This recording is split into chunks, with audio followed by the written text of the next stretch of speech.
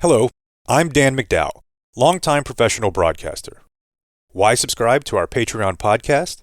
Well, perhaps you support our struggle to get out from under the oppressive thumb of the man. Or, objectively, if you sign up at patreon.com/thedumbzone, you will get the 2 episodes per week that are available on all podcast platforms, like this one, plus an additional 2 episodes each week that are exclusive to Patreon. So subscribing on Patreon gets you 4 episodes per week. Oh my, what a bargain. Now, on to today's program. No, me. I'm not leaving. POTUS is leaving. He's not going to run for a second term. I'm going to run. Oh, yes! Wow. I did not see that coming. Lita Meyer, she did with fire. Bam! Woo! Boom! Let's go to the f***ing moon now! Alright, alright, alright, alright, alright. Alright, alright, alright, alright, alright. I never So apparently that is, or no, now it's art is imitating life. Wait, life is imitating art. Yes. Because that was Julia Louis-Dreyfus At her peak. on the hit television program. Maybe she hasn't hit her peak. She keeps surprising me, you know? You're saying hotter in this era than in the Seinfeld era? Yeah. And I don't think it's just the clothes. I think she had to get cancer or something. Did she have cancer? I think she got sick. So she's cancer hot. No. Just general hot. Very much general hot. I think people on Twitter have been going back and saying maybe she was hot all along. Yeah, I mean, for the era, it's hard to judge it, but she obviously has taken extremely good care of herself. Yeah, she had a double mastectomy and 6 rounds of chemo. Only good thing about that is she gets to choose what she wants to go with in the remodel, you know what I'm saying? Is that how that works? I think so. They don't just leave you with nothing. Yeah, they did it to him. They ousted the sleepy man. Yeah, are you surprised, political science guy? By the way, I'm Dan McDowell. I'm Jake I'm Kemp. Blake Jones. He's adding the last name now to us. Keep us on our toesies. Yeah, I mean, my level of political acumen is quite low these days. But it's not unprecedented, but it's pretty close. And the fact is that while people knew that he was declining, and you hear the murmurs and the whispers, and it's somewhat obvious when you watched him, the fact you can all trace it back to that night. The debate? Yeah. The night that we were all watching and immediately blowing each other's phones up, like, what the... So doesn't he have, like, advisors? And when he's putting out, like, the tweet of, I want to meet Donald Trump, like, did they think Trump was not going to accept their rules for the debate or whatever? Like, in retrospect... Like they poison pilled it and then it bit him in the ass? Yeah, in retrospect, it was, like, why were you so confident? Like, I want to debate him anywhere, anytime, pal. Like, he's some tough Twitter talk or whatever. Yeah. It's, Well, you know where I come from. Take care of a bully. I mean, there's so many different... It's so hard to keep up with the lack of precedent over the last couple weeks of things that have happened, because every time there's a huge event, there's 10 different theories about why it's happening. One of them being that his staffers knew damn well what was going to happen and knew that it was the only way to get the wheels turning on getting him out of there. But also, they could have just like put him at a rally or something. The whole thing is weird. And no, I mean, I've been telling TC when we talk about this stuff extensively, I'm like, dude, it's not going to happen, because he's been saying all along it has to happen. What's not going to happen? Taking him off the ticket. It just seemed like it was fait accompli, and we're just going to have to accept the fact that he was going to get pummeled everywhere. And then the backroom deals of Nancy Pelosi, who Jason Whitlock, for a second breast reference of the day, once commented on her late career upgrade. But she got to work, and the New York Times yesterday, I think it was the Times, had a quote from an anonymous staffer that said that night she told them, "I'm going to give you 3 weeks To get your act together? to get him out." Oh, Yeah. I thought you meant to get out there, do some interviews, show that you're actually. That wasn't going to happen. Because even him doing the interviews did not No, inspire any confidence. he tried to go on like urban radio a couple times and just botched the hell out of that. You know, I saw some people after the debate saying he should go on Hot Ones. I'm like, he will die if you put this man. What's hot? Oh, eating the YouTube series where you have to eat the hottest chicken wings on it. I'm like, that's literally he'll die. That's why they wanted him there. Bad advice. So yeah, she got to work, and the YouTube quote was, or the Times quote was like something to the effect of, she said they'd give him 3 weeks, and at the end of the 3 weeks, or maybe she said, you got 3 weeks to do this the easy way, and 3 weeks was winding up, and she told them, because next week we're going to do it the hard way. So it's Pelosi It's all Pelosi. running things. Oh yeah. I thought it, because I don't know anything about this stuff, but I'm reading what seemed logical was once the donors started. Yeah, but a big part of the reason the donors start or stop doing what they're doing is because of what she tells them. Because she is very good at making money for people, including herself. Magically, as Brunig will point out, one of the greatest stock trading records of the last 20 years, along with her husband.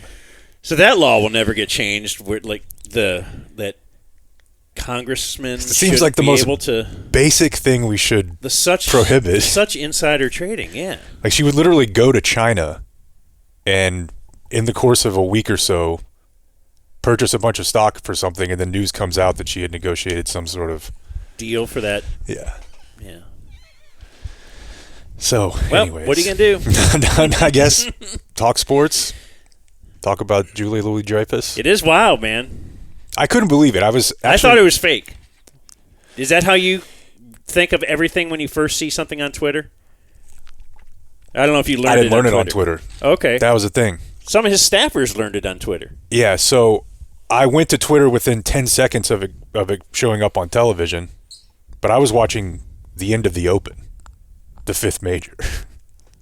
The old Winter Classic. The claret jug? Yeah.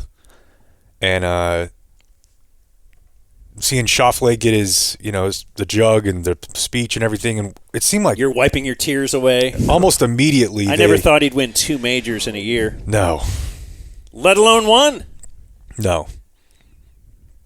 I was actually... Saturday, I was at my parents' house, and I had it on in the background, and it was very hard to explain to my mom that Xander Schauffele is not Scotty Scheffler. It is a rather confusing occurrence. These guys are both at their peak at the same time. Yeah. So anyways, the NBC cut to the news desk right away, and, I saw the headline, and I immediately went to the phone, and somehow it was being reported first to me by Shams. Okay. Which left... He does that kind of thing. He does. That brought about a lot of jokes, a lot of quote tweets that were like, does this keep us under the second apron? But yeah, it's wild. So you learned on Twitter? I almost called you. To let me know? Yeah, because I know you're not as addicted to phone guys as I am, unfortunately, for me. Yeah. I did call my mom, though, because she hates Trump. Not that she's like a Democrat or anything, but she'd been wanting to get Biden out of the mix for a long time, and I knew it might take a day before the Pony Express got to her house with a letter to deliver the news. So I'm not a politics guy at all, but I'm seeing Hillary rumors. That can't be true. And if it is, then we have to live stream the debates. You can't live stream the debates because you have to hear Trump body bagging her. See, I get all my speeches and news from Twitter. Same, yeah. So I only know pre-assembled sound bites, and obviously Biden was terrible at the debate, but in all the stuff I've seen about Kamala, that doesn't look great either. It's anybody else. it's anybody. Because when we watched the debate, didn't we say, if you just had somebody that could talk, it seemed like there was some real easy, like you could have reacted to what Trump was saying with a pretty easy, hey, that's blah, blah, blah. Yeah, right? and a big part of it is because, as we said then, and I understand people are going to disagree with me saying this, but there is polling data to support it. Maybe it's less so in Texas, but most of this mainstream Democratic platform is extremely popular across the country. Like reducing drug costs, things like, making sure Social Security exists, expansion of healthcare, even pot, which is not part of their mainstream platform, but abortion. The Democrats' position on that is way more popular than the idea of completely federally banning abortion. These things just poll very, very well. Rent control, they poll well. You just can't have him up there trying to explain it. So, yeah, her record is not one that I'm a big fan of. And I know there are people on the left, that are going to do the we won't vote for her. She's a cop. She put a lot of people in prison for pot in California. Mm-hmm. And a lot of those people are still in there. Ironically, unable to vote for her or against her if they wanted to, as they are felons. But you got the easy attack on her, I think, is that it's one of the culture war catchphrases that one of the parties uses all the time is DEI. Hate DEI. There's a DEI hire for you right there. Because didn't Biden say he is going to appoint a woman vice president? He shouldn't have said that. Yes, it was before he ever picked a vice president. That was a bad idea. Again, he doesn't know how to talk. He should have just said, yes, I am going to scour the earth and find the best candidate for vice president. And then even if you land on her, you could just say, well, I got an argument. And they may still say what they're going to say, but at least you didn't tee them up for it. Yes. So that's going to be an easy. Yeah, she's. But a lot of people just aren't going to care. Most people still don't like Trump. He doesn't. His approval ratings are not high. They just aren't. So it's almost it's the no anybody else argument. So is it definitely her? No, but pretty much. But Biden said they have to put on a show. Mm-hmm. That's when's why the Democrat convention? It's mid-August. Okay. And I think like Obama didn't immediately endorse her. Ah. Because he's always kind of trying to keep this air of like, hey, do it above board. The other thing I saw people point out that is funny about the DEI thing is I doubt they're going to say that when they pick the whitest fucking guy you've ever seen in your life to be vice president. Yeah, can they have J.D. Vance? Is that a DEI hire? Because you're like, we got to get the straightest, most Christian, right, something to not offensive white guy. Because that's got to be on the ticket. What's his name? Buttigieg. He speaks so well. He seems to have some great ideas, but he'll never be one of the candidates in our lifetime. It's tough to see. Because he's gay. He is gay. Yeah. He even tried to go to the military and stuff. What year will that be? America's first gay president. You'll be long dead. Here's a better question. Is it more likely that it's a sturdy lesbian? Absolutely. Or a somewhat effeminate. I wouldn't even call Buttigieg effeminate, but he's he's not Fetterman.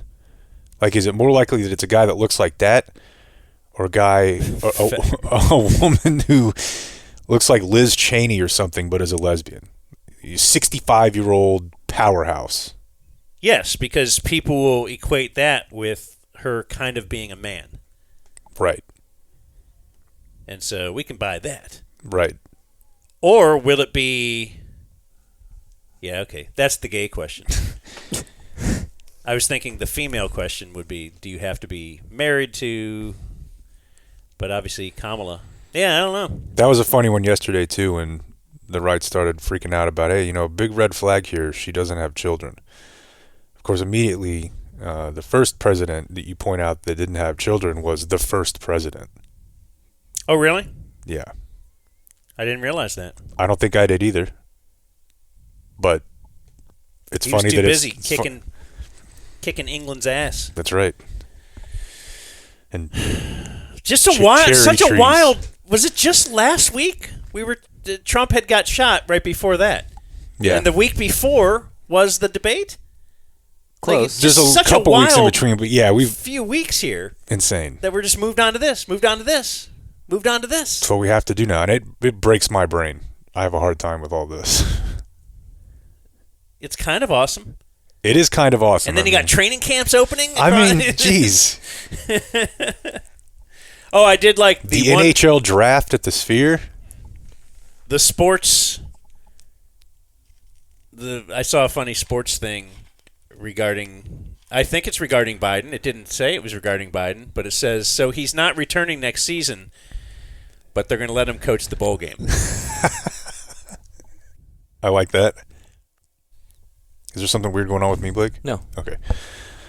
The other funny sports thing was just I saw a lot of people, especially over the last couple weeks, but it really obviously landed home yesterday, was, boy, a lot of people in politics are about to find out what it's like to be a sports fan. Like, you know when your coach is getting fired. It takes a couple weeks, but... So votes of confidence. Yeah, once the ball starts rolling in the direction it was, you're not coming back next season. We've all seen this movie. Unless you're Jason Garrett. And then usually you do come back next season. Yeah. No, it's crazy, man. Yeah. Really crazy. And here's the other thing.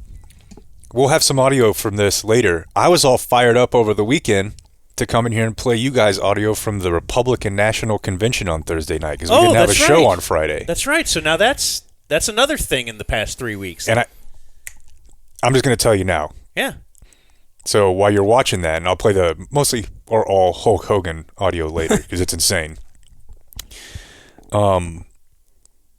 As you're watching the convention, did you see the people that are doing the support with a bandage on their ear of Trump? I saw some pictures on Twitter, and it looks silly. Okay. A lot of theories about that whole injury too. We've just moved on from that already. Possibly glass, possibly teleprompter, possibly grazed by the bullet, but the bandage wasn't worn the day before golfing, and the doctor came out and said he didn't even need stitches. Yeah.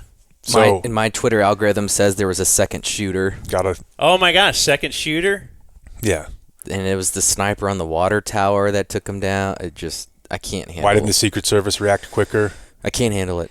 So you see all these people, these political dorks that they would go to a convention and have their little signs and, hey, I'm delegation of, and a lot of them had a bandage over their ear.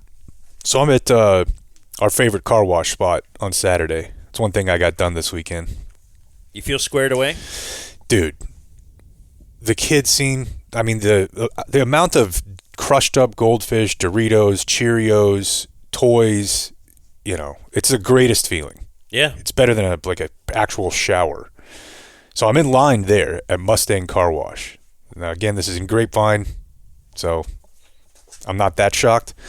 But I look over at the guy who pulls up next to me in the car, and he's got an ear bandage on in his car. But that's not covering his ear. Not at all. Oh, it's just so people were see. That's something I didn't see, like the Trayvon Martin hood or whatever. Yeah. And people doing that online, that would have been funny. Or the Luka thing for the playoff. Oh, run, yeah. The avatar. That would have been a funny thing. I fell for that one. If people would have started doing it. So I was trying to give the guy the benefit of the doubt, but when I went in to pay, I waited for him to sit down, and I just kind of took a little stroll to the bathroom that I didn't need. There was no injury there. No. That's awesome. That is awesome. Go News. So on today's program, we do have sports. It says here WNBA. Uh-huh. And you'll never guess who called for that ball. The woke one. I think we have a little golf. And you've already teased wrestling because Hulk Hogan is somehow on the show. I have a little Bronny stuff for you. Great. If we have time for Hard Knocks, I don't know if we will. We got more shows. We do have more shows this week. In fact, we should promote what's coming up this week. On Friday, we will have a special show in the Den where we had just mentioned it, but then somebody stepped forward and said, "Hey, I got a new microwave for my kitchen, but I have this old microwave that still works, and you guys can beat it up or do whatever you want with it. So we're going to experiment with a microwave on Friday, and hope that we still have a den on Saturday. In fact, we just had a Monday morning meeting where we discussed things we could put in the microwave. So if you have that's what we do in the meeting. If you have an idea, we tried. And Bodie does not fit, so we cannot put my toy poodle. Carter's in the way too big. Yeah. And then tomorrow you'll be gone. You have a scheduled day off. Actually, today is your scheduled day off too. But yeah, we ended up not going out of town because I was telling you guys the hurricane smashed not only the house my parents stay in, but the house we were going to stay in Louisiana. So damn. I mean, they're not inoperable, not salvageable, but they can't stay there. But so I figured, all right, I'll just do the show on Monday when I was supposed to be off, and Tuesday actually go to doctor's appointments that I've needed to go to basically since we left the station. And then on Thursday, we have our 1-year anniversary. Wow. Thursday, the 26th? 25th. The 25th. So the 25th, last July 25th was our first ever program. The 24th, but business Wednesday and all. Okay. I mean, I guess we could put it out no, I need more time. I need Thursday. Okay. But yeah, Thursday is the 1-year celebration. Going to take a listen to a little bit of the first episode, some highlights from the year. And yeah, it'll be a birthday celebration for the Dumb Zone. You didn't mention who's going to be here in my steed tomorrow. Both Danny Bayless and Lawrence. That's how hard it is to fill Jake's shoes. Gonna have 2 people. That's right. Mm-hmm. So yes. Be a fun week. Yeah. Well, we'll see. Let's check in on Friday and see if it was. Write that down. I want to hold him to that. Weekend check. I'll go. Brought to you by Prosper Ford. That is, of course, in Prosper, right up the tollway. The great Chaz Gilmore. He owns Prosper Ford. I've been driving a Ford vehicle for over a decade now from Grapevine Ford. And Chaz finally got to build his own dealership from the ground up. And he has made the perfect dealership. Head on over to Prosper Ford. You can check them out online, prosperford.com. See their huge inventory of new and pre-owned vehicles. No hassle financing, competitive specials, fast trade-in value. Whether you're in the market for a new Ford model or the best car service near Plano, Frisco, the Colony, Little Elm, or McKinney, go visit Prosper Ford and online at prosperford.com. I have purchased a vehicle from Chaz before at Grapevine, and if Prosper Ford is anything like Grapevine Ford, which we know it is, they're going to take care of you. I'll never buy a car from anyone else. How about that? Okay. Great service departments at these places, too. Well, I got to one-up you. I've bought 3 vehicles from Chaz Gilmore. Give me time. How about that? And I'm thinking about buying my first because they got the new Mach-E's, the electric vehicle SUV that looks like a Mustang. Whoa. So I may go check it out. All right, so prosperford.com or up the tollway at Prosper Looks Ford. pretty slick, doesn't it? Pretty slick. So my weekend, like we'd mentioned last week, I'm now full Brooks duty on the weekends because wife is gone all weekend, Saturday and Sunday. And after his very masculine gymnastics class on Saturday morning, where they learned to like fist fight and push and shove and stuff, definitely not Tumble. balance beam. Balance beam is the most important thing you could be doing at that age. No, Can you do the rings? No, not Oh. yet. Not yet. His school was putting on like a kind of book fair kind of thing, and their special draw was they had Clifford the Big Red Dog there. And I had not exposed Brooks to Clifford yet, and so last week I just started putting it on the TV, trying to get him ready for Saturday because I needed him to be excited because I wanted to stay there for a long time. Was that big with your daughters, Clifford? It was known. I don't Yeah. know that it was big. No, but I don't- yes, if they had seen Clifford out in the wild, that would have been a cool bit. Okay. Yeah, we've seen it. All right. But it's not, I mean, it's not the Cocoa Melons or anything of the world. It ain't Bluey. And it's not, definitely not Bluey. But it was cool because when the first time I showed it to him, he's like, no. Because the animation is from the 90s or whatever. It's an older show. Then he began seeing like, okay, he saw the comedy in that the dog is way too big. It's kind of the premise. Yeah. So in the open, when Clifford has outgrown the house, he's got his head out one window and his tail out the other. He laughs.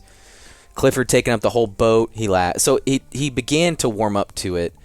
And on Saturday, he was effing stoked to see Clifford. Okay. Nice. And so that was cool, Mission seeing accomplished. the progression of this sucks, okay, not bad, to, oh my gosh, it's Clifford. And so that was cool. I got a text from my wife on Saturday, and I know we're idiots, but she said that she had just put a leech on one of her patients. And I thought for sure we were not doing that anymore. No, I've heard fairly recently. For that what? Blood. Like you, I thought there's no way we're still That's doing this. 1883. Right? Yeah. I mean, yeah, they probably started doing that 1,000 years ago, right? So without But I thought the last time, instance, yeah, okay. without getting too detailed, if you need to encourage circulation into areas, for instance, fingers, you put a leech on them. Yeah. I'm pretty sure every hospital has a fresh batch. And Really? they get them per shift. So she sent me a video of the night shift leeches, and they're just in this jar. Where do they stay regularly? They stay in the jar, You could just live in a jar? I guess. I get. don't I live don't in- know. I was. Dirt? Like where? Yeah, where do you get a leech? I was. Where would you go get a leech? I was Right now, very you got to thrown go off. find one out in the wild. I don't know. By the lake? The swamp. The swamp, I would think, would be, I don't know where you're going to find it, like a river bottoms type situation. But no, I mean, I don't know where they get them. They're certainly not out there with a net. But yeah, like, for example, I know that there are places, and this is a little bit different, but when I tried to pull my high school prank, I was able to buy several thousand crickets from, like, a hobby and pet store. Because people would feed them to their whatever, Yeah. snakes. Snake, Yeah. Leech is a little bit different, but certainly there's labs somewhere that just grow them. They mate them. But yeah, that stuck I wonder with if you me. have an option to decline it. Like if you're the patient, then they'd probably be like, Yeah. yeah, well, your finger's going to fall off. I wouldn't be able to look at it, that's for sure. Yeah, I can't imagine like what the feeling is. Is it just- Slimy? no, but just like on your finger, is it like? Do you feel it pulling on you or? Probably. Yeah. Anyway, But it probably hurts less than a needle, though. Okay, yeah, okay, I don't know. But I don't think I want to know. No. but then I kind of thought, hats off to the 1800s doctors. Like they were onto something. Yeah, very few things have Have survived. yeah. survived that field. Yeah, but they did. And then I went to a wedding on Saturday night. Boy, you go to a lot of weddings. Yeah, I guess that's He's wedding age. I my know. second one this year. But I'm slowly aging out, Yeah, you are. and they used to be a lot more fun. Yours was fun. Remember, Dan? Thank you. I do not, because I did not attend Blake's wedding, and You didn't mean that. no one will ever let me live that down. What do you mean?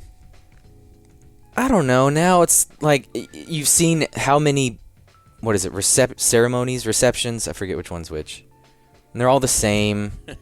They're all lame. Look how great love is. And you're thinking. You're just older. Now you're thinking, like, I give If it. this was your first one, you'd have 10 been like, years. this is cool. Yeah. And I'm drunk. Sure. That's a part of it. My big gripe of the night was ceremony was over 6:30, but they didn't serve food until 8:45. Unacceptable. Because you got to wait for the pictures. You got to wait for the wedding party to do all their stuff. They got to get situated, and that was horrible. Got to be 8 at the latest, or in our case, I believe we started some light fare, like right away. Yeah, they had their tiny little... The soup. They had chips and The hot soup sauce. that I loved. The soup, maybe, but maybe a little crostini with a little shrimp on it. There you go. Something a little more than just chips and hot sauce. You'll remember, 8:45 is still out of bounds. At my wedding, we served food immediately because I was not going to have people wait for me to eat. You would have loved it. And I tell you, it was one of my family members, so it was a bunch of family, that I don't see very often, and it's always kind of like you kind of keep your distance at first. Hey, good to see you, whatever. But it's just you keep your distance until you have something to gripe about. And I think the best thing for family bonding is griping about the same thing. Because at 7:30, Grandpa hadn't eaten yet. Come on, where's the food? And then it trickles down. My dad's upset. How can they not serve until 8 o'clock? My mom's pissed. Everyone's pissed, but we're all pissed together. And hungry, yeah. Yeah, I like so it. it creates that bond. My parents are slowly becoming really addicted to their phone, and they love to play games on their phone. Oh, my gosh. Do you know what your parents are playing? I know my mom does Words with Friends because I play her. She's Okay. one of the 2 people I actually play. And I get concerned if she hasn't done a move in 2 days. Yeah. No, I don't know what my mom plays, but I know that I believe she's phone game person, at least at night, maybe. Maybe I'm wrong. So my mom will do the Candy Crush or Bejeweled. Is that one of them? She's one of those. But my dad, I was looking over at him. He was just sitting playing a game on his phone. And he'll normally play like golf games or whatever that are pretty dumb. But he was playing a game where the objective is to shoot the other person with a bow and arrow. That rules. And it's a live game, and you just you set your target and your angle and your power, and you just try to shoot the other person with an arrow. It's interesting they're playing that in public. But they had to wait for the food. They don't care. And that's just, when they get bored, they'll just fire up that game wherever they are. And I just thought that I was in line at Central Market this weekend, and I had to tell myself, don't pull out your phone and look at it. Yeah. Yeah. Because that was the first thing. I had 30 whole seconds I had to stand somewhere without doing something, and I started to reach in my pocket to pull out the phone just to kind of, why? Why do I need to look at it right there? I'll be home in 10 minutes. If I really need to look at my phone, then... And I lost the battle with my head. I pulled it out, and I kind of, okay. Yeah. What's going on? But even... It's nothing. So depressing. But when Nothing's going on. Since I was in the car 15 minutes ago, it's the... Yeah. And that, for me, I can't leave it in the car because I have my list on there. I like the list that you can tap. Yes. And the to-do list, and even if I want to listen to something in the store. So it's a lost cause. But even when I first got my phone or iTouch, I was very aware of playing games in front of others because I didn't want to be judged for it. Yeah. Yeah. What are you, 6? I won't play my games on the plane. Yeah. I don't like people looking at what I'm doing. But Yeah, he was just sitting, posting up, shooting people with bows and arrows at this wedding. And I kind of loved it. And then last thing, the phones are great for note taking and all that kind of stuff. But if you're giving a best man speech or something, I feel like it's almost sort of disrespectful to do it off your phone. Like, shouldn't you memorize that? Like, it's an honor to do that. Boy, And I don't this even guy remember what I went with. just nose down in the phone, just reading, no inflection, no emotion. He just wrote it and read it. And You've been a best man? Because I've never been a best man. I was once, and I thought, oh, this is huge. I'll memorize it. I guess I haven't. Who was your best man? My brother. Okay. So you're just you think he'll probably return that favor if indeed he gets married. If indeed. Yeah. Yeah. I don't know. I thought we could be better than that. No chance. Why? The only thing you should be happy about is that mid-speech he didn't slide over and start trying to fire his bow and arrow at a guy Yeah, that he was playing live. checking Twitter. Because your dad had told him about the game. I don't know. I just thought that was kind of lame, man. Like, that's kind of one of the few things you look forward to in the wedding is like, oh, yeah, roast this guy. Yeah. But nothing. That's a very solid weekend check because I got almost nothing. I had a squared away Sunday. I Nice. thought, can I add mowed the grass on that? Is that on there? Of course. It even feels squared away if somebody else does it. Yeah. I mean, it's fine. But I tried, I got, I was irrationally happy when I got the lawn mowed before it started raining. Oh, yeah. And just like every We old had ours white done guy Saturday. And walked inside, just in time. Priceless. I got the solid car wash, and then I watched golf way more than I would care to admit. And then I watched the WNBA All-Star game. Oh, no. Okay. I didn't do a whole lot. We'll get to Got that. outside a little bit. So, my wife was out of town. My daughter came home. And I picked her up from the airport on Friday. I could tell. Because there was just a suitcase, like, lying randomly in the floor. In the middle of the middle of the kitchen floor. And anytime I mention it to her, she just says, I knew you'd be upset that it was like in the worst place it could be. It's not against the wall even. So she acknowledged it. Yeah. And then she That's laughs why and it's walks there. away. And then I laugh too because she's pretty funny. And she, like, we were on the phone with her mom, my wife, I think driving from the airport because she wanted to check on her or something. But as we were driving back and going somewhere to eat, and my wife was talking to her, and she just hung up. What? Just hung up in the middle of it. She had enough. God, that's awesome. She just, and I was like, "What are you doing?" She's like, "What? I'm done." It's so Dan's, She did it to be funny. So Dan's kid. Yeah. She did it to be funny. Well, it was. It was funny, and then we didn't have to listen to Yeah, but her then- yammer on anymore. Now you got to hear about it, though. Probably, yeah. And I just, she was funny. Just messing around. But so Saturday we did you've heard this before, did the exact same trip. Half Price Books on Harwood Road. Then we go to Chan's. In fact, I may have texted you that we were heading to Chan's. And then Andy's. Little ice cream to wash it all down. Nice. What a triumvirate. So, and as you know, I have 3, 4 now. Look to your left. I've made a little bookshelf back there because I have such an overflow of books. So I always have a few to bring. So I had a bag of books that I brought to Half Price Books. Did you hit it big? I think we hit $8 to $10, somewhere around there, Solid. which is not bad. So I bring in this bag. It's very heavy. And I set it down. And she says, the lady at the counter, "Do you want to sell these today?"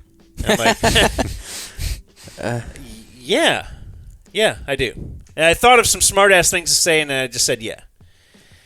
And so now she takes your license. If you've ever been to Half Price Books for some reason. Is the other option just donate? So I said to her, after she's taken down the info, I thought, you know what? I'm going to do the smart-ass thing. Mm-hmm. I'm kind of feeling good. About to go to Chan's. What a night I'm going to have. So, does anybody say no? Like, do they just come up here to get it appraised? Like a ring or something, you know? Like, what else? And then she said, well, some people just choose to donate. And then I felt Now you're a jerk. Return like a volley. jerk. But if you really need 832, Store credit. But, so then I feel like a jerk, and I'm like, oh, I guess I'm the idiot here for even asking that, and blah, blah, blah. But then as I'm leaving, driving around and telling my daughter that I felt bad, even the daughter was like, look, it's not a charity. It's a for-profit. They're making they're not, like, taking so much from each donation and giving it to whatever. This isn't Goodwill. yeah. This is, it's half-price books where they are making a ton. I gave them, whatever, 15 books, and they gave me $8. And I'm sure one of those books, if they just sell 2 of those books for $4 each, they're doing great. I don't know if they will, but they're probably making very good money at half-price books. It's just, yeah. But she made I'm trying me to feel think bad of for how a they minute. can navigate that option other than just removing it, because she didn't say, "Would you like to sell or donate?" Right. So if they have that option at all, it's going to confuse some people. Yeah. Anyway, and then one other thing that we'll talk about more in the days and weeks to come. But I have to tell you now, just to whet your appetite, because you're going to be excited. And I did this on Sunday morning by myself because my daughter on Saturday evening was going to go to her friend's house, her movie friend. She has a movie friend that they like watching movies. And they were watching the third in a trilogy. And then my daughter said, you're not going to need to see all 3, but you should probably see number 1 because it's iconic. Part of whatever. Just Really the culture. Really hope this isn't what I think it is. They're into horror movies. This is her and her little movie friend. And so Sunday morning, I took in Human Centipede. I freaking knew it. The third one? No. Oh, the first one. I just watched the first one. She said, don't worry about watching all of them, but you need to watch. Sunday morning, you watch Human Centipede. That's right. While somewhere in their houses of worship. A little cup of coffee, a little blanket on the couch, a little sunshine shining through, dew. Yeah. I had the coffee, I had the yogurt, I had the big bottle of water. And yes, Why must you torment me so? I'm happy I did it. When's the review? Stay tuned. We'll talk about it soon. There's just too many other things to get to today. Well, Jake has to be here for it. Jake has to be here, so I can't do it tomorrow. So it may come your way Friday, but then I believe my daughter would be happy to give her thoughts on all 3 as well. So maybe we'll just get her up here, too. Maybe we do it on a video show so we can show Jake some of the scenes you're talking about. Yeah. Yeah, I'm sure YouTube would love that. I want to book. I want to book The Middle Girl. Hey, what was it like? No. The Middle Girl.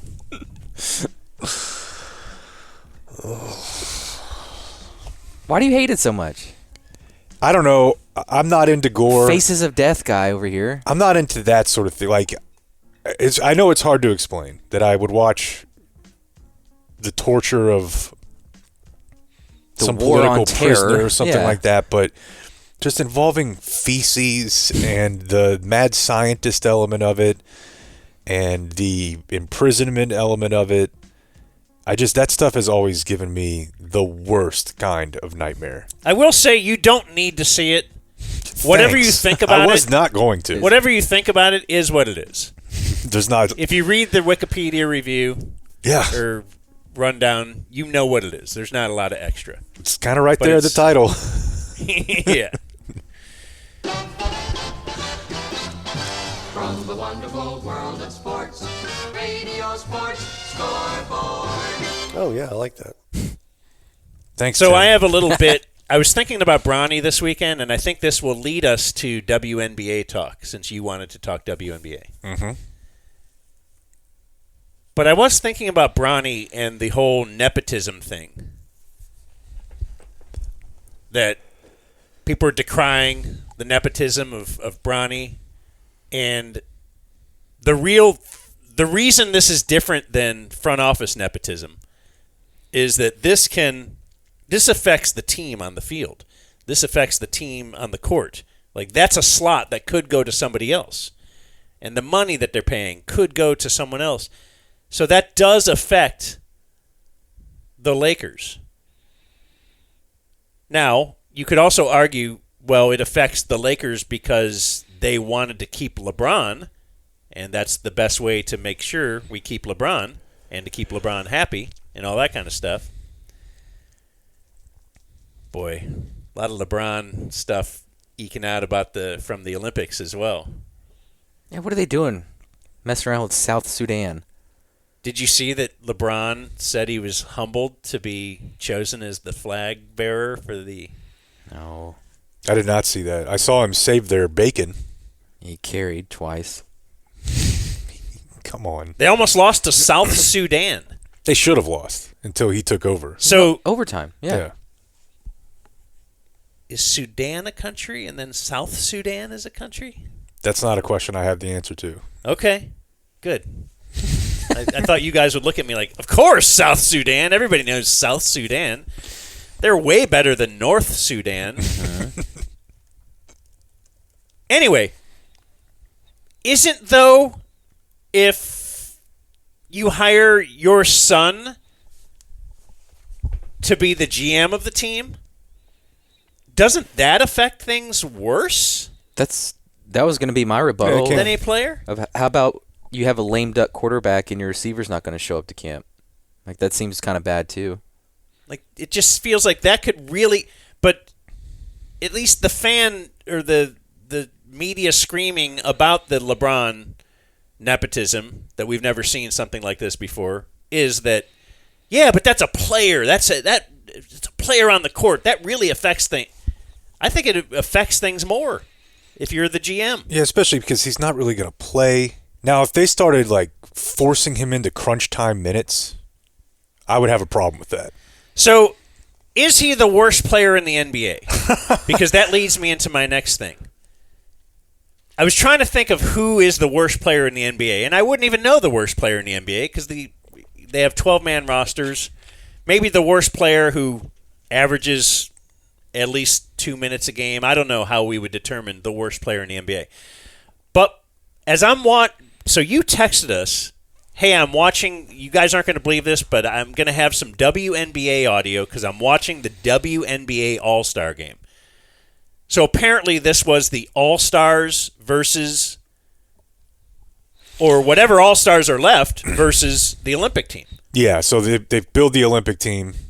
They've competed, USA Basketball does it, and then the players who are left, the best, form another team, the WNBA team. That's cool. And it was interesting.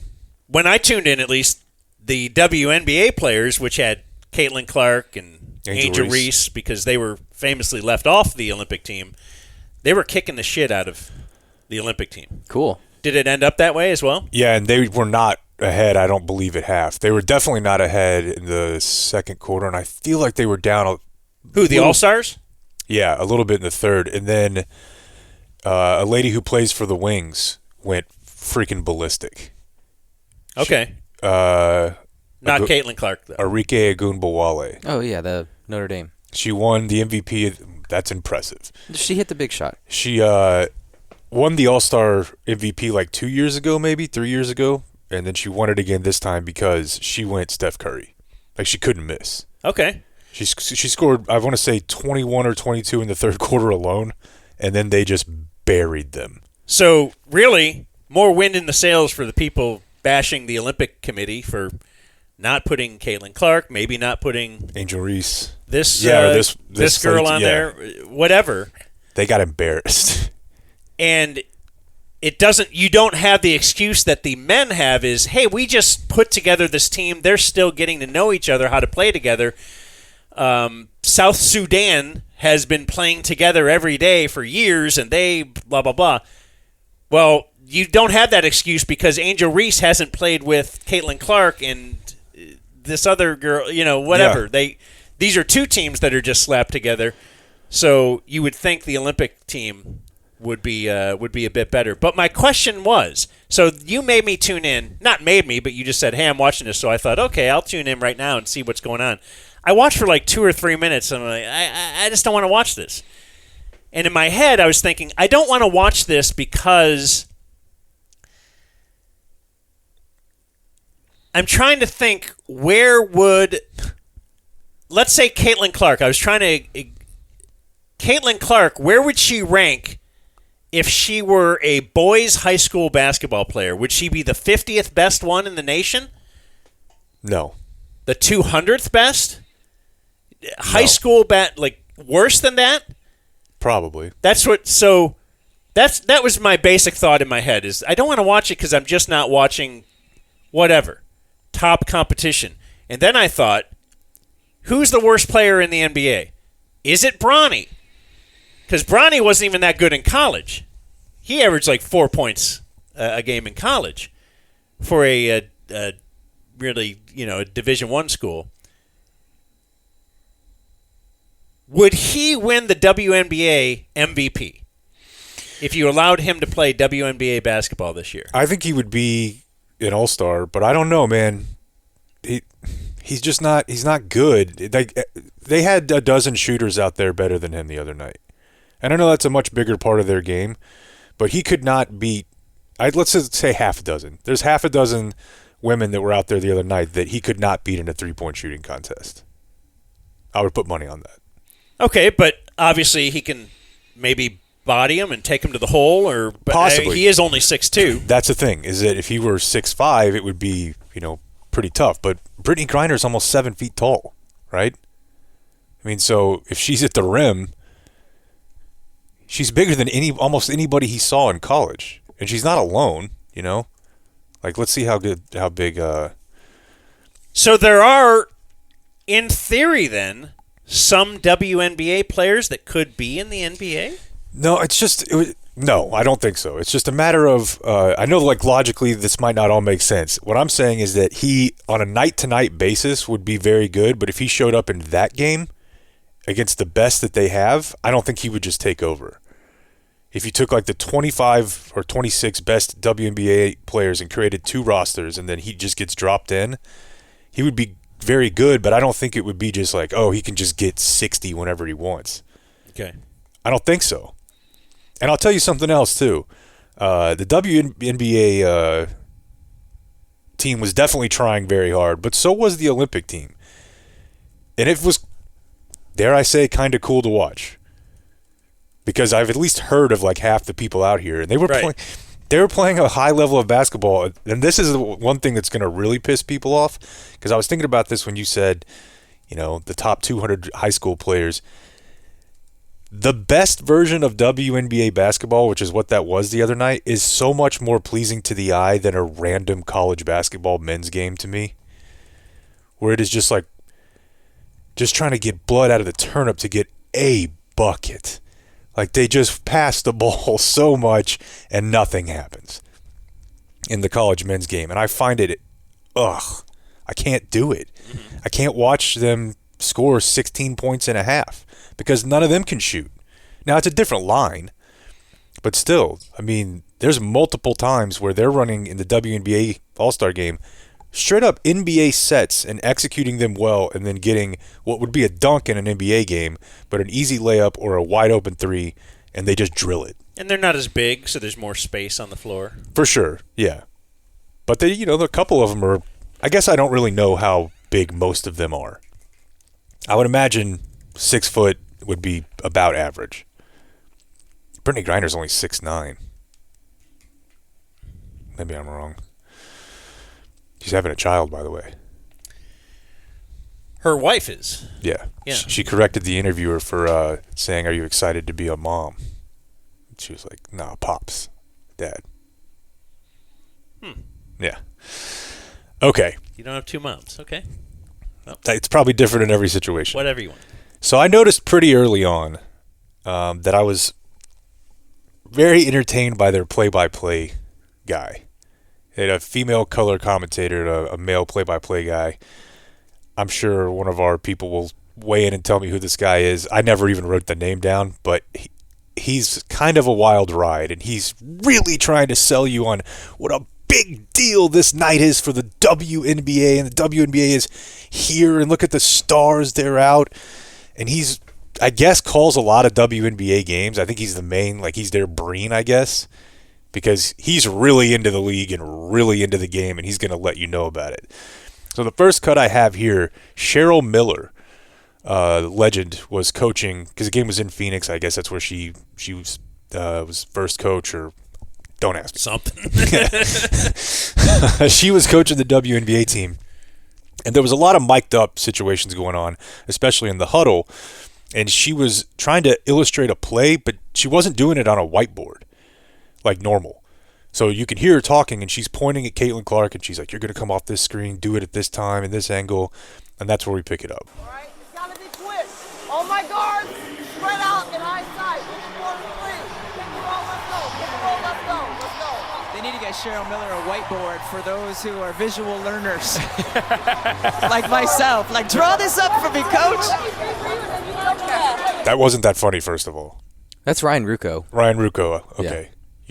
You're a friend of his? No, he does a lot of NBA too. Okay. He's one of their. I knew I recognized his voice, Yeah. but I can tell from his laugh. Like myself. Like, draw this up for me, coach. Nneka Ogwumike helping to explain it as Cheryl Interlocker Miller. doesn't work. okay. So now Cheryl Miller is coming over to the broadcast table and yelling, "And the marker doesn't work." Explain it as Cheryl Interlocker Miller. doesn't work. She's giving us, okay, yeah, all right. That was intentional. Oh my. That's the noise that caught me where I said, "I'm going to start rolling on everything this guy does tonight." That was intentional. Absolutely. He did it again. What fun. He did it twice. Oh, okay. I thought that was like a drop. No, Yeah. he did it twice in a span of like 6 seconds. A man you should never hear a man make. To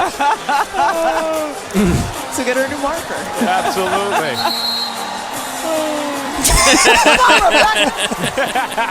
Cheryl saying, "Come on, Rebecca." We are having so much Good fun in times. that. I think you might have done it again. Hold on. He did. Oh my. Cheryl saying, "Come on, Rebecca." Really, Cheryl is just so beloved. He was the first course. ever coach of the Phoenix Mercury. Okay, so I'm going to take you now to halftime. They did a little quick highlight package, and I had heard them teasing this, so I knew what was coming, but I'm not going to tell you guys what it is. I'm just going to let you enjoy this coming back from break. Welcome back. It's halftime. A 2-point lead for the women's national team behind Breanna Stewart, leading all scorers with 14 points. She also has 5 rebounds. Well, it is time to have some fun. To help us get this halftime party started, we send it to public address announcer Patrick LaGreed for a special performance. Fans, are you ready for your All-Star halftime entertainment? All the way from the 305, make some noise for Grammy Award-winning global superstar, Pitbull! Oh, great. They got Pitbull. Now it's Pitbull time. All right. And I'm telling you, dude, he's up there with 6 dancers, female dancers. And normally, when you see the NBA dancer, even though they're dancing very suggestively, they have like booty shorts on, right? Almost volleyball shorts. Yeah. They're very tight. Pitbull's dancers had skirts on, like of that length, which a lot of times when women do that, they'll wear a skirt of that length and then some tight shorts underneath. Mm-hmm. They were not. It was basically underwear. Okay. And that was what somebody sent that to me Saturday night in the group text. Was like, I can't believe this is happening on ABC. Like, you could just see full ass. Pitbull. Tree falling in the forest, though. That's true. Very true. I thought Blake would enjoy this. Mic'd up with her. Just a little bit of talk of who's in the stands. I have a mic on, just so you know. Okay. I gotta guard Angel. Oh, I ain't guarding you. I don't want to guard you. Hey, they looking for that over the top every time. Oh my God, Ty Dolla $ign here. Who? Ty Dolla $ign, Oh. the rapper. Yeah. Oh, my God. I don't know if you were ever into him, but Yeah. yeah, it's just like she's like swoon. Oh my God, Ty Dolla $ign here.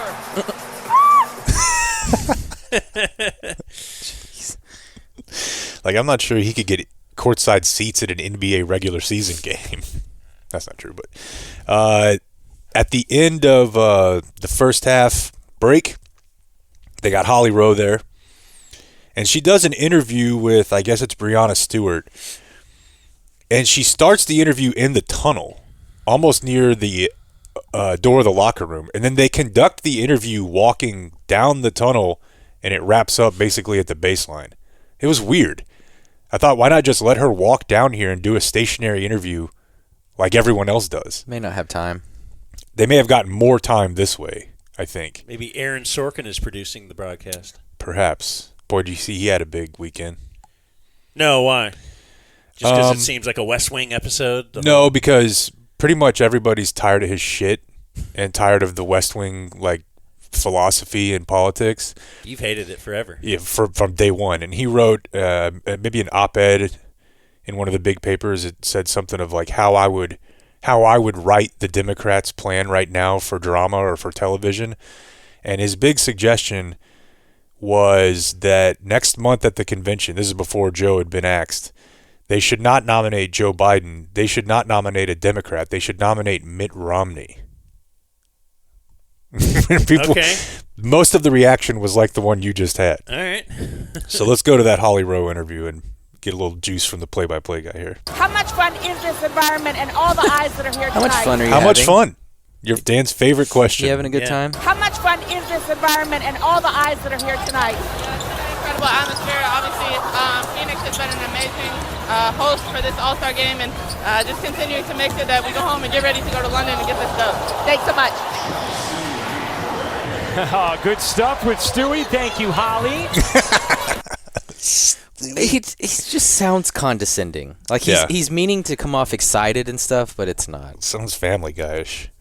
Well, if you weren't beaten yet,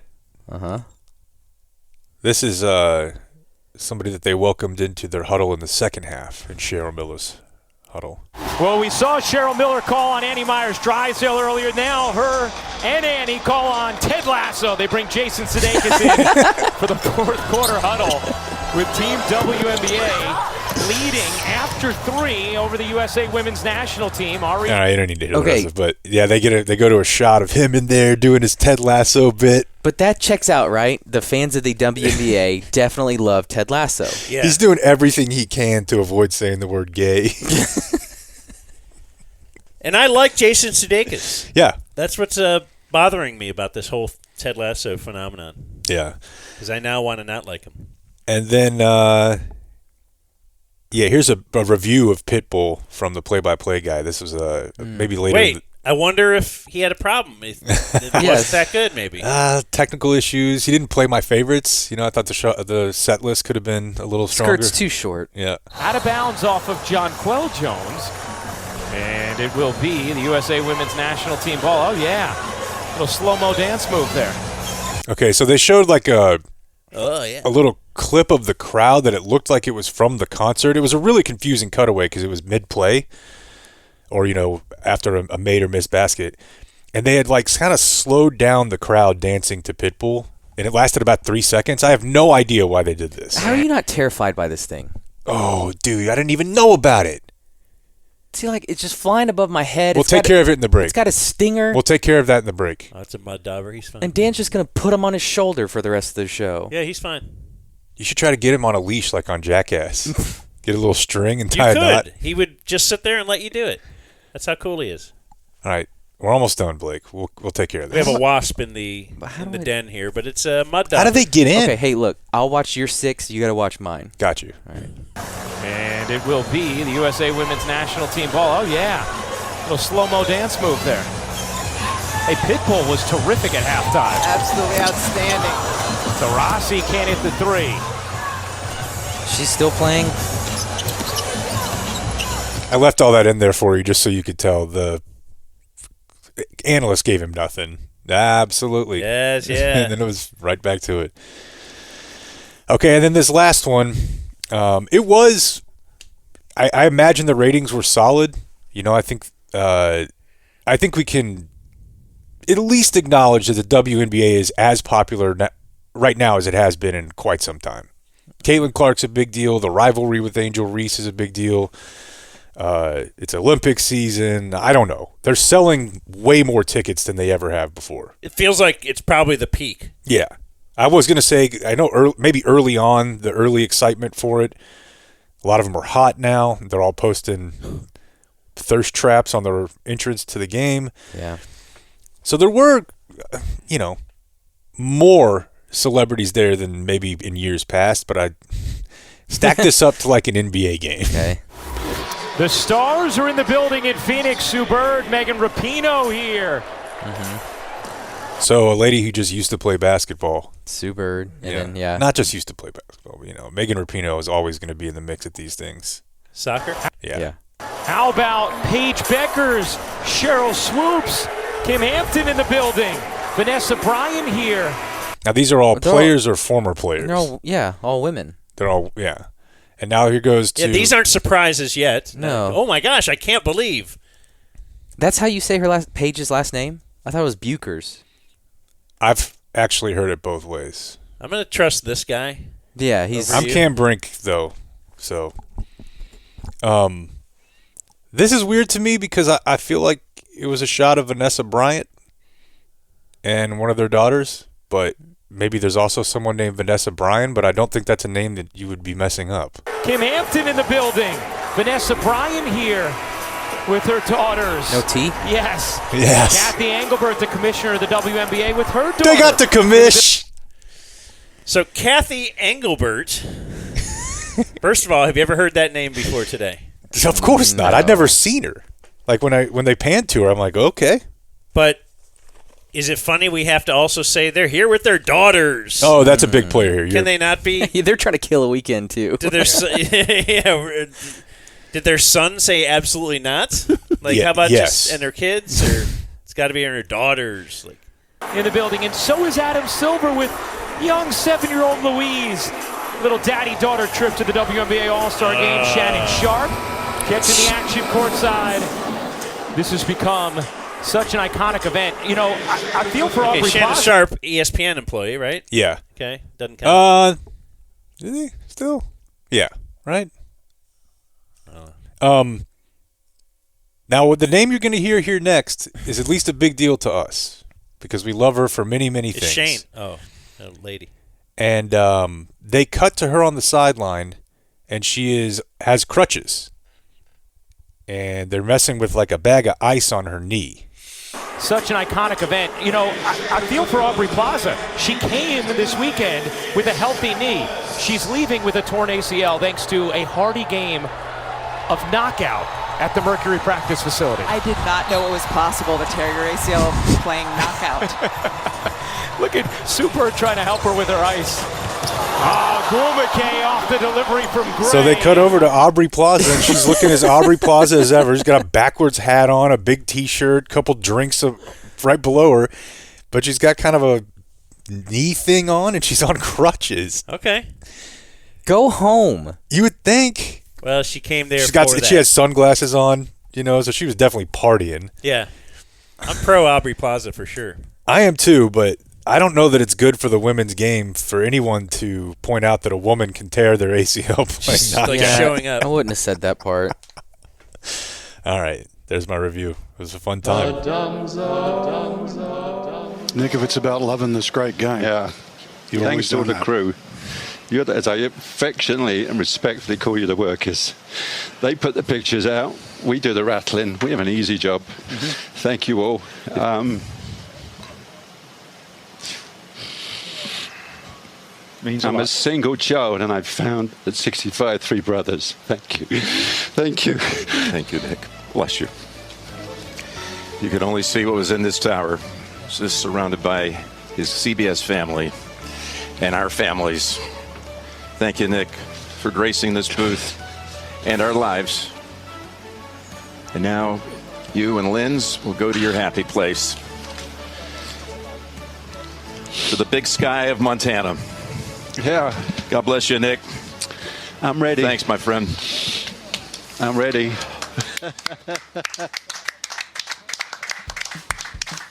You're listening to The Dumb Zone. Anything from collarbones up, fat. Jeez. If her first picture is a group photo, she's the ugly one. Oh, if it's a far away picture, like she's doing something like, oh, look at me, I'm shooting a gun or something, she's ugly. Because hot girls will show off. So yeah, big sunglasses. That's a no. You know what's under there.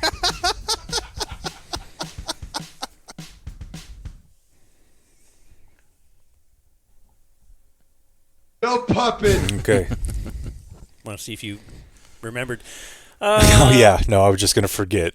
We got some sports news. What do we got? Dinwiddie is back. Oh, yeah? Yeah, they got it done. Right. Yeah. I'm on board. Once they had narrowed it down to Dinwiddie Great memories of Dinwiddie. or Dennis Smith Jr. That's the problem. Less great memories. I was going to be fine either way. Might have preferred DSJ, but... For defense? Yeah. I just think this limits Jaden Hardy, and I wanted to see more out of him. Yeah. And I think that's the problem with Dinwiddie is we all remember how great he was, which was, I want to say, the anomaly of his career. Like, he shoot better than he ever had before. He definitely shot better. He's with Luka. You say that's Luka, though. Well, we'll see. If he can recapture that, yeah, cool. But to have a third ball handler like that, I feel like that's a pretty big deal. Yeah, this is cool. Yeah, good vibes. Can we book him? Probably. He was a great guest. Try. You want to do goatees again? Probably not. Oh, that's why we had goatees? Yeah. For Dinwiddie in the playoffs? The Dinwiddies. I know. I see some pictures floating around like when we had goatees. I'm like, why did we do that? We have a little of this. The Dumb Zone presents Today in Twitter. I know you have something. I just saw some kind of a golf hypothetical on Twitter that I was going to bring up to golf guy over here. Jake? Being Hello. Blake Jones, who? And it had to do with, I guess, the greens were a treacherous place this weekend. Is that true? Very tough greens? Typically are, yeah. Seemed like it, but I can't judge that. That could you win the Open if somebody else placed it, but you had a 10-foot birdie putt on each hole?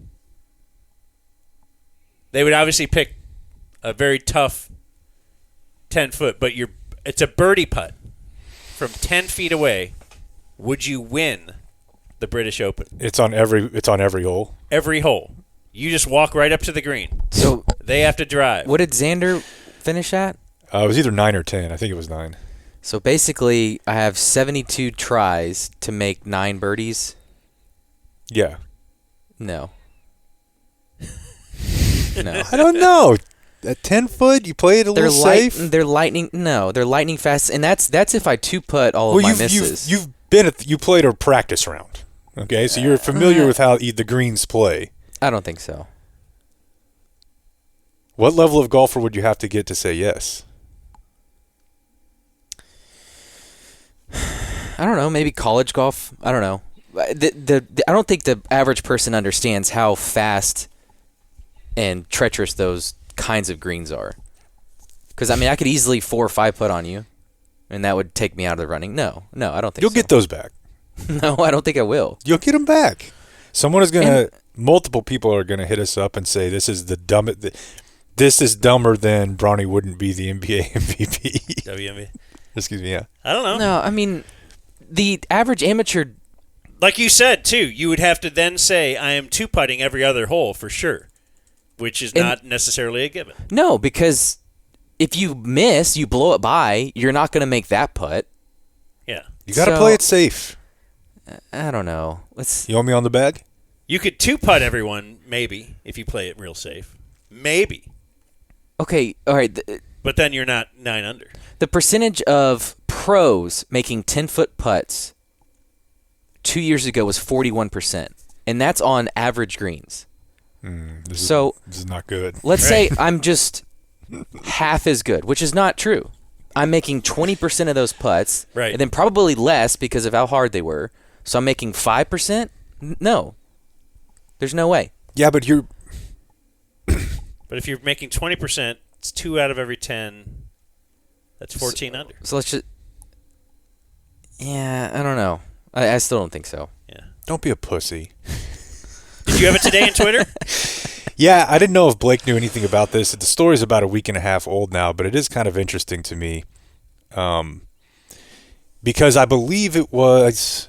I think it was Brent one of our high school football coach buddies who was in here. Mm-hmm. And in his closing remarks, he was confusingly to me at the time telling us, hey, you guys got to check out this kid on streaming sites, Sketch. He was like, he's hilarious. We were kind of like, okay. I'm pretty sure that's who he brought up. Yeah. And we're like, that's really random. He's like, yeah, he's a early 20s or something streamer, and all my players love him, and I think you guys would think he's funny. And I was really confused by it at the time. And then from then on, I started to see multiple pro athletes engage in celebrations that were an homage to Sketch and his streaming. He's apparently one of the biggest streamers in the world. Bryson DeChambeau, I'm pretty sure, did it. A couple baseball players, a couple basketball players. He's got an interesting look, Dan, and I haven't really been able to figure out how much of it is a character or not. But he seems at least autistic. Mm-hmm. That's what I was looking up. I was like, Yeah, but I don't think he's necessarily beyond that mentally disabled. And I watched an interview he did with Caleb from Barstool, a one-on-one thing, and it was funny, and it didn't seem like they were poking fun at him. It seems like he plays up kind of a dork, weirdo, twitchy, no pun intended character. He's got a partnership deal with the Houston Texans. He's massive. So, born in Dallas. Yeah. I knew he was born in Texas. I didn't know he was born in Dallas. Okay. I guess he became popular for streaming Madden first, and he's got a couple of, like I said, sayings that he'll do. And let's see, we got the Guardians, Bo Naylor, and Houston Astros player Kyle Tucker have done his celebrations. I think Bryson, one of them. The kids on my or dudes on my flag football team are all very aware of him. Be an interesting question for one of the Roast twins. Well, I say all this to say that about a week and a half ago, a YouTube account called Pocketbook posted a 17-minute video that included screenshots from his previously active gay OnlyFans. And it does appear that he's like at least performing in one of these. They're kind of grainy, but I didn't look at all of them. But yeah, it's screenshots that he would post of him doing dudes.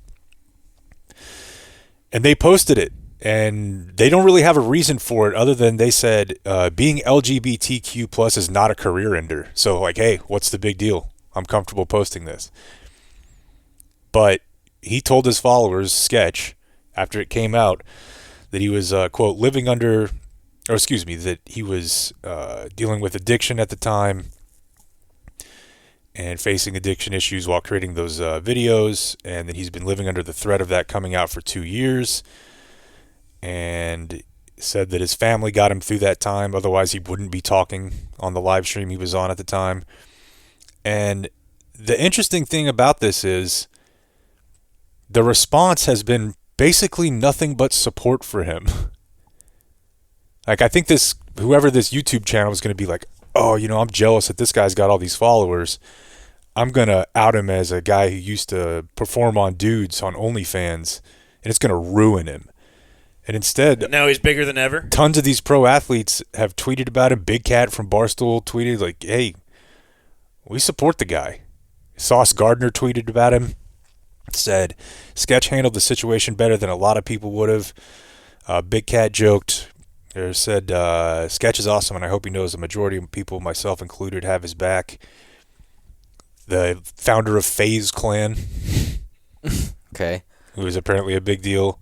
I know Tyreek Hill, I think, likes this guy. Yeah, does his celebration. So, like, pretty much everybody that finds him cool, which is apparently a lot of pro athletes and people in the sports world, somewhat to my surprise, I didn't see a whole lot of jokes about it. I just saw people being like, hey, if somebody was dealing with something at the time, we support him and we think his stuff's still funny. I think we ran into this guy whenever we were pulling schedule release videos, because I think he did something for the Texans, because he's a huge... You're right. He's always in a Texans jersey. He's a huge Texans guy, and he's like a part of their exposure. Yeah. But now I think that was the weird part for a lot of people was this is an extension of your marketing department, this kid's sketch, and here's a video of him sucking a wiener. Yeah, but I mean, people do things, and if it's something he's moved beyond, and it doesn't even necessarily mean it doesn't even necessarily mean it was illegal either. It's like who he is and how these things come out matter too. If it came out because someone was just trying to, I don't know. Yeah, if it came out because he had in present day assaulted somebody like sexually, right? Then somebody would say, "Hey, actually, this has been going on," and yeah. But I just thought it was interesting that people kind of just gave him the space. A part of his allure, he's just like an innocent kid. Like you mentioned, I don't know what he's got. Looks like he has something. Threw up a little bit of a force field there for you? Maybe. Look, I was going through some addiction problems, some still mental health problems. Still can be true, though. But I think that was the jarring part, is this is a very G-rated kid, and then you see these videos, and it's like, oh, it's very alarming. Nothing will be more alarming than the time that I saw Blippi taking a massive diarrhea shit to the Harlem Shake. Man, original but they're both Blippi. up there. Yeah. All right, there you go. Let's do some mail. Hey, everybody. It's time to I have a bunch of birthdays because we have... Wow. We haven't done a sode since Thursday. This guy moves to the top because his subject line is, I sent a birthday Venmo. Okay. Did I check that? Nah, I'm just going to believe him. Tyler? Hey, Dan, my name is Tyler. Yeah, okay, we got it. I'm a lowly Day 3 subscriber. My leaders are Dan's War Games and Blake's Forever Hard Nipple. Yeah. I sat next to Jake at the Polyphonic Spree Holiday Extravaganza. Cool. I said, "Sup, man," but I did not smoke a cigarette with him. No. Today is my bro Dustin's Leroy Kelly birthday. Would love it if Jake could say he's a good dude, because he's one of the best I know. Well, don't know if you're going to get that. No, I'm just playing good dude. Dan, I too love Eddie Rabbits. I love a rainy night. Okay. Growing up, my dad looked a lot like him. So much to the point where people would ask for an autograph. And if he had a few drinks in him, he'd sign autographs. And even at times play guitar and sing at bars. He and Chappie would be good friends. Jake is now upset at the length of this email, but more everyone and keep kicking ass from Tyler Trammell. Thanks, Tyler. Uncle Hotmail, Friday was my juice birthday. 32? I understand you're business people doing business things on Fridays. My leaders are Surfside Jake, Cray Trey, TC Driving Hookers, Big 12 Blake and Dan. Tell Jake if he needs any local recce's next time he's in Galvey, let me know. I don't, but thank you. Thanks and gig 'em from Travis, the Galveston Dumb F. I don't know if it's top 5, but it's top 10, Travis.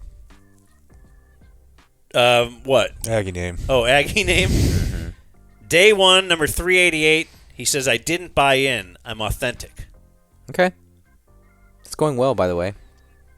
Okay. P.S. More Austin gunnery. I think he might mean guttery. Guttery, yeah. Unless there's a guy named Austin Gunnery out there that we haven't had on enough. Love to meet him. Tio Caliente. Birthday shout out to my father, Steve Zach, who turns the magical 69 today. More Blake from number 215, Phil Zach. Guten Tag, Führer. Sunday was my John Smoltz birthday. It's the Rangers. Says here number 29, since no one's going to jump in. Mm-mm. That's a bad picture number, though. More Who Wants to Be a Millionaire music. And more like War Games from Robert Boyd. Excuse me. Uncle Fuego, Sunday was the Sean Bradley birthday for Davey Holmes, also known as Wavy Gnomes. His leaders are Danny, Heart Attack Man, and Jerry the owner, not the GM. from his friend Ali. Pronounced like Ali, the boxer. There was no confusion. Now let's get out of here before it turns into a zoo. P.S. More Dutch pentameter. Dead. He died. Uncle Hotmail, first time, long time. It is my Chucky Mullins birthday. But since Jake and Blake insist that Ole Miss fans don't exist in Dallas, maybe I should just stop listening to this podcast in your estimation. Is that fully what we said? I just said there were probably less than like Baylor and Tech fans, but I know a couple Ole Miss fans in Dallas. I got a buddy. This guy wants to get mad about it because they haven't been good in 35 years. It's not even really true, but I love it.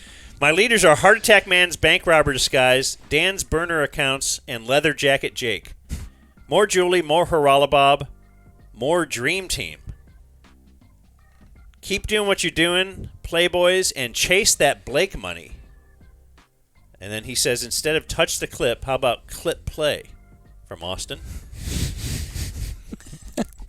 And 2 pieces of viewer mail that are not birthdays, at least from me. Subject line, sitting down to pee. Okay. He said, Dan, I heard somewhere, kings sit while the common folks stand. So you keep sitting, kings, from Paul. You could just say random things you've heard and say them as fact. I actually conducted a little experiment over the weekend and did one standing up, and I felt this is just uncivilized. This is insane. I kind of stopped so that I could turn around and do it the right way. You didn't feel like a man? No. Why turn around and do it? Just kind of, as you're going, ease down. Yeah. And then you're facing. How TC handles himself.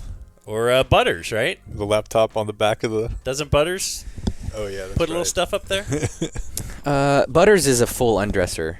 Pants to the ground, shirt all the way up. But yeah, that was a South Park episode.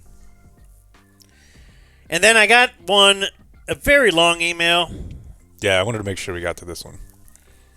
But the long story short is that he's just wondering if anybody out there listening could help with his passport situation. He got himself in a situation where it's his stepdaughter and they are supposed to head to Australia Wednesday, is it? Yeah, to see... Wednesday evening. To see his uncle who bought them the tickets. But they didn't He's look... got cancer. They're ill. Kid step situation maybe sometimes. We threw in the he's got cancer to... Yeah. To maybe get somebody who wants And trust to do me, this. if we pull this off, we'll be looking for proof of that. So, yeah, he said we're spending all day Monday in the Dallas passport office, no appointments. Got an appointment in Houston Tuesday. So, if anybody knows any way to expedite this, if you work at an office anywhere in the state, as he points out, there's a lot of people who do much more important things than us that listen to this show. I want you to hit him up. It's getwilla2australia@gmail.com. So get... Oh, speaking of Willa, do you enjoy the picture of Connor floating around? Oh, yeah, I did. We don't have a... Tan, rested, and ready right here. We don't have a... Succession yeah, Blake. con heads. I liked it. And also Connor Roy is going to run for president now. He's the third-party candidate. Sorry. And also, the email address again is getwilla, WILLA, rewind, to Australia@gmail.com. So yeah. hopefully... Or hit us up. I'll send it Willa over to and the him. family make it. Yeah, John is his name. He says if you show that you have a listener in Sydney over the next 2 weeks, you know that we made it. So good luck with that. I'll tell you how you can really expedite this is be on an NHL team. Yeah, that's true. Because I've seen that done. Oh, I wanted to do one more quick one, too. We were talking the other day about the sting names that they come up with for operations. Yeah. All the fun ones, like Operation Slapshot was the hockey gambling one. Operation Varsity Blues was the school admission scandal. This guy named Lance... I don't think that's top 10 because he did go to A&M. Wanted to chime in on the whole law enforcement op name discussion when I was at A&M. TABC ran a sting operation at random bars on Northgate, that's like their main bar area, called Operation Bottoms Up, where they would order drinks at a bar and then test the drink to determine whether or not their bar was watering down their drinks. Turns out they caught 3 bars watering down their drinks. Okay. Operation Bottoms Up. So it's a really weird spot. TABC trying to keep the bar honest by not ripping off college kids, but also thereby promising they get more effed up. Yeah. No, I really appreciate that they were doing that. Yeah, that's cool. A little quality control. Operation Bottoms Up. As I've gotten older, I'm happy that drinks get watered down. I can't handle it. You can just water it down yourself. You know? Yeah, I guess you could. Yeah, you should probably get your full price. But that used to always be a big thing. Just being worried about, hey, man. That place waters them down. Yeah. All right, news? Yeah, sure. News? Here's James with the Dumb Zone News. Man, I'm getting a lot of spam, man, the last 2 days. What's going on? It's insane. Just today, like phone calls, right? Yeah, San Antonio. I'm getting another one right now. 1, 2, 3, 4, 5, 6, 7 today. Almost all mine are political, which is a freaking hellhole. Yeah, so we talked about the Biden thing off the top. We don't need to go back through all that. A couple things, and we'll close with Hulk Hogan as part of the news. The big outage on Friday. Was it CrowdStrike? Oh! See people that were freaking out about this. I went to Starbucks, and they couldn't run my credit card at first. I should have mentioned that in Weekend Check. And the line was around the building, and then some. And the lady when I go to that one, she looked like she was at the end of it. Her wit's end. And it was 6:45 in the morning. Oh, man. Yeah. The airport was bad. Yes, my daughter's flight. Both daughters were flying back to their respective places from Cleveland, and they were both heavily delayed. They finally made it. But, yeah, she had supposed to land at 5. She landed about 7. Got delayed a couple of times. And then my other daughter said just at the airport terminal, even looking up at the flights, it just said, like, loading, computer error loading or something. Like, it just... Yeah, it was a big problem at banks. Like, people couldn't send and receive money because I guess... And I don't understand how any of this stuff works, so I'm not even going to try to explain it. But the Microsoft software that I guess powers all these PCs and devices and these point-of-sale services and stuff, they got an update from CrowdStrike, and it caused the largest IT outage in history, is what it's now been called. I don't know what CrowdStrike is. I guess they're just like a security firm. You know, they're a company that protects your servers, and then when they gave you an update to protect it, it accidentally knocked everything off of line. Also seemed when I'm first learning about this, as I know nothing about IT, the name of the company is ominous to me as is. I don't know that I would trust them. Yeah, sounds like they try to take you out. Yeah, but they're your friend. Yes. They were the good guy with the virus. Was it really Russia, and they're covering it up? Probably China, perhaps. And then another story we missed on Friday was First Baptist Dallas fire. Man, that was crazy. It was built in 1890. You could see the smoke cloud from Wiley. Could you really? Mm-hmm. I saw a bunch of videos that our friend Cash was posting from his place because he lives not too far from down there. I mean, it's one of the most iconic, beautiful buildings in the city. Especially the part that burned up. I mean, they have a modern... It's behind it, yeah. Yeah, they have their modern service in the modern building, but they kept the original chapel alive, and they held the traditional services in there. And wood, everything, the stained glass. I mean, it was... And they held it up really well. But the fire went on for so long. Mm-hmm. And it seemed like a lot of what they were trying to do, the firefighters, were to contain it from burning a bigger portion of downtown. I mean, it's jammed in there. How'd it start? They don't know yet. Investigation ongoing. Flicking a cigarette? I mean, I think the conspiracy-minded, if you're like the Righteous Gemstones or something, you start thinking, what if we could just get an insurance bag here? That's the first thing I thought. But you wouldn't do that with a building like that. No, if they wanted it's worth more than whatever money they could get for it. Yeah, my conspiracy brain was like maybe they wanted to remodel it, and enough people were like, no, you can't touch it. But I don't know. No injuries. And their pastor, Robert Jeffress, who I don't know if we've ever played audio from him, but well, I've heard of that name. He's very big on politics, for example. Cool. He'll go on Fox News a lot. Yeah, he was on Fox News this weekend. And he's a big Trump guy. He's, asked the flock to vote for Trump. Has that always been a thing?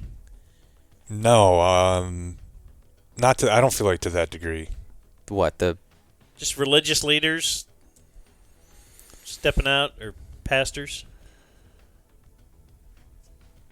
to endorse candidates? I don't know that I remember it being like quite to this degree. Yeah. Yeah, a lot of the I don't know. It seems like a lot of the battle points are religious based now as far as abortion and gay marriage. Yeah. I read some of the I know that this is just how people talk and you just have to accept it. People have different faiths and beliefs, but my eyes glazed over when I was reading this article and he said, we cannot allow Satan to have the last word. Now, granted, if you're going to ascribe Satan to something, a big fire. Yeah, that seems up his alley. So it was Satan on that, not the election? Okay. Yeah. Yeah, Satan. He said if we allow that thing to remain in ruins, it will look to the whole world like we have been defeated by the evil one, so we are going to rebuild. Need a little money. Insurance is going to hook him up. However, I'm sure he said that's enough. He called on worshipers to redouble their efforts to spread the word in response to the tragedy. And it's he in his statements is like, we will rebuild, we will save the facade of the building, and I really hope that they do because it's awesome, and I'd love to see what they could do with the place. But then you read the quotes from the firefighters and the fire chiefs, and they're like, that thing's done. Let's not get ahead of ourselves here. Wonder if our buddy Jimmy was there. He might have been. Did you see the fire truck? I was going to say he might have also been one of the 4 firefighters who was injured in a fire truck just fell off 635. I guess they took a turn too hard and hydroplaned and fell off 635 and onto the dart track. During the range yesterday? It was Sunday morning? Was it Sunday morning? Well, it was raining.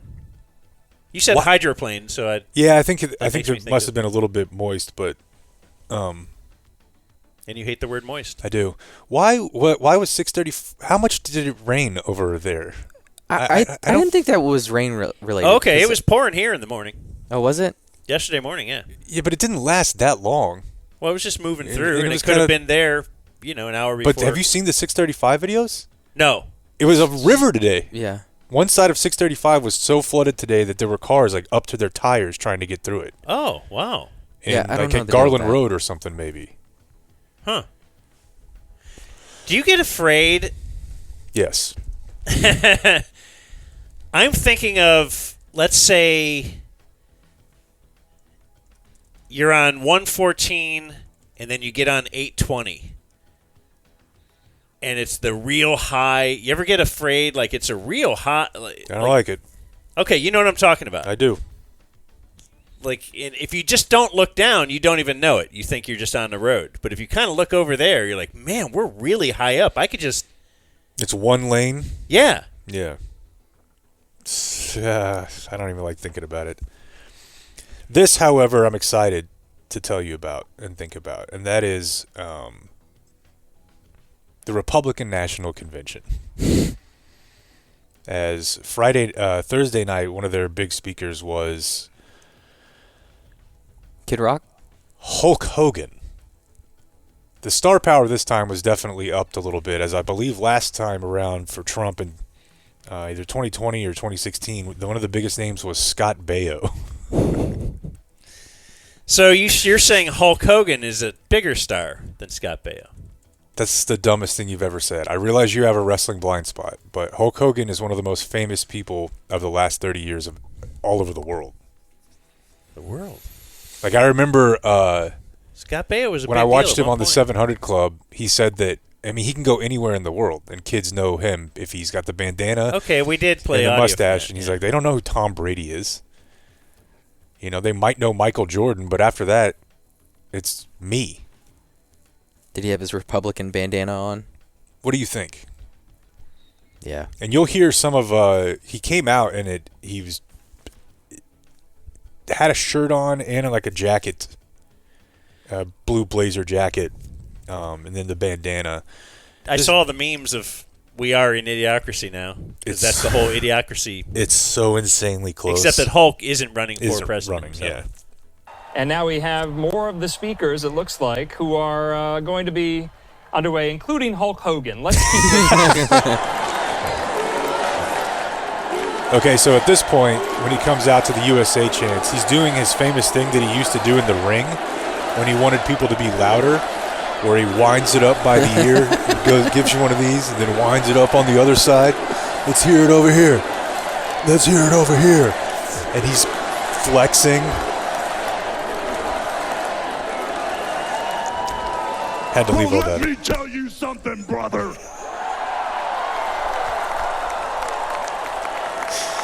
You know something? When I came here tonight, there was so much energy in this room. I felt maybe I was in Madison Square Garden getting ready to win another world title. Or maybe I thought the vibe was so intense, the energy was so crazy, it felt like maybe I was going to press that no-good, stinky giant over my head and slam him through the mat, brother. Referencing some of his bigger moments But what from I his found career. out was I was in a room full of real Americans, brother. And at the end of the day, with our leader up there, my hero, that gladiator, we're gonna bring America back together. One real American at a time, brother. Has he always had a brother phase? Oh, yeah. He's the original. You know something? I've seen some great tag teams in my time. Hulk Hogan and, ooh, yeah, the Macho Man Randy Savage. Yeah. Yep. R.I.P. But you Bless know up. something? I see the greatest tag team of my life standing upon us, getting ready to straighten this country out for all the real Americans. That, of course, being a J.D. Vance and Donald Trump. Skip ahead a little bit here. But what happened last week when they took a shot at my hero and they tried to kill the next president of the United States? Enough was enough. And I said, let Trumpomania run wild, brother. Let Trumpomania rule again. Trumpomania. Let Trumpomania make America great again. Dude, these people are absolutely losing their minds in the crowd. And the thing is, they're, again, mostly just a bunch of dorks. Got the chant back up with that one. Who goes to this besides media and like party organizers delegates and or, people who work for the party or big supporters or volunteers, activists, that sort of thing. It's not open to the public?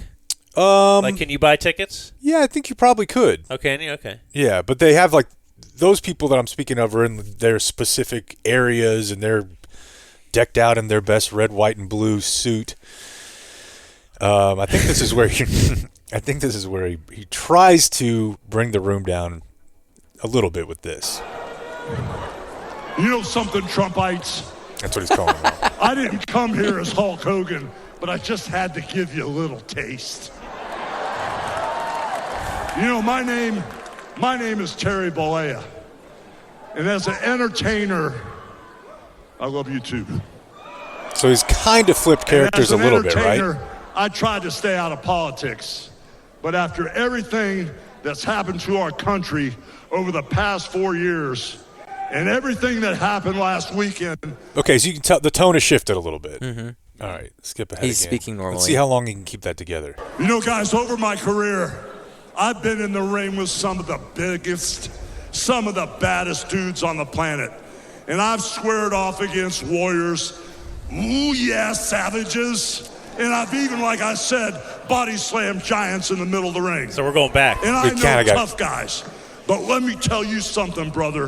Donald back Trump to the brother. is the toughest of them all. Yeah, I'm sure. They've thrown everything at Donald Trump. Okay, yeah. So that's pretty much it, other than this thing that I made that I thought you guys would enjoy.